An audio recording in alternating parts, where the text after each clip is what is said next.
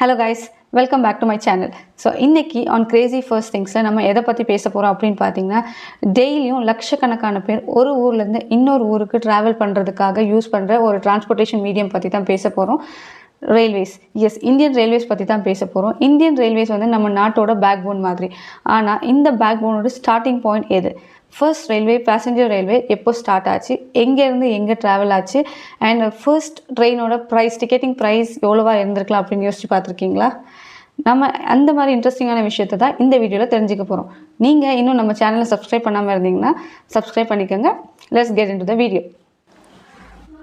இந்த year 1853 April 16. So இதுதாங்க நம்ம இந்தியன் ரயில்வேஸ் ஹிஸ்ட்ரியில் ஒரு ரொம்ப முக்கியமான டேட்.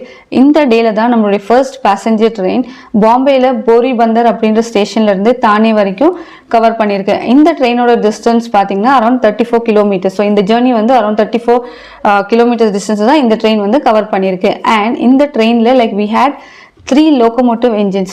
ஸோ அந்த லோக்கோமோட்டிவ் என்ஜின்ஸ்க்கு பேர் கூட இருந்திருக்கு, சாஹிப், சிந்த் அண்ட் சுல்தான். அண்ட் இதில் 14 போகிஸ் இருந்திருக்கு. அண்ட் இந்த 14 போகிஸில் அப்ராக்சிமேட்லி 400 பேசஞ்சர் ட்ராவல் பண்ணியிருக்கலாம். அண்ட் இதில் வந்து நிறைய பிரிட்டிஷ் அதிகாரிகளும் அண்ட் சில இந்தியன்ஸும் இருந்திருக்கலாம் அப்படின்னு சொல்கிறாங்க. அண்ட் இந்த ஃபர்ஸ்ட் ட்ரெயினோட டிக்கெட்டிங் ப்ரைஸ் எவ்வளோ இருக்குன்னு யோசிச்சு பார்த்துருக்கீங்களா?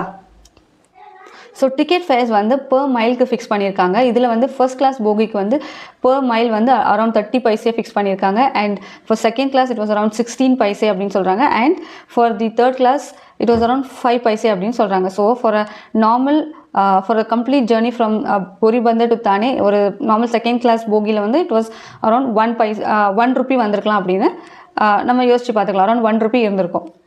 யோசிச்சு பார்த்தீங்கன்னா இந்த ஃபியூ பைசே கூட அந்த காலகட்டத்தில் நிறைய பேருக்கு ஒரு பெரிய அமௌண்ட்டாக தாங்க இருந்திருக்கு.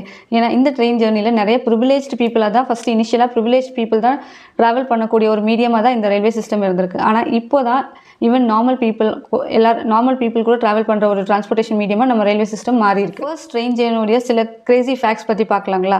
ஸோ இந்த ஃபர்ஸ்ட் பேசஞ்சர் ட்ரெயின் ஜேர்னி வந்து சும்மா நார்மலாக க்ரீன் ஃப்ளாக் காட்டி கை ஆட்டி ஸ்டார்ட் பண்ணப்படலைங்க. இந்த ஃபர்ஸ்ட் ட்ரெயின் ஜேர்னிக்கு 21 கன் சல்யூட் கொடுத்து ஸ்டார்ட் பண்ணியிருக்காங்க. ஸோ ஓப்பனிங்கே சும்மா வேறு லெவலில் இருந்திருக்கு இல்லைங்களா? அண்ட் இந்த இது வந்து ஃபர்ஸ்ட் ட்ரெயின் இல்லை. So we did have railway system, but first passenger train இது தான். ஸோ நம்ம ஃபர்ஸ்ட் ரயில்வே சிஸ்டம்ஸ் ப்ரீவியஸாக இருந்த ட்ரெயின் வந்து உங்களுக்கு வந்து கமர்ஷியல் பர்பஸஸ்க்காக யூஸ் பண்ணிட்டு இருந்திருக்காங்க. பட் இதுதான் first passenger train. And the father of Indian railway சிஸ்டம்னு நம்மளோட யாரை சொல்கிறோன்னு பார்த்தீங்கன்னா லார்ட் டல்ஹவுசி. இவர் தான் நம்மளுடைய இந்தியன் ரயில்வே சிஸ்டமோட ஃபாதர் அப்படின்னு நம்ம சொல்கிறோம்.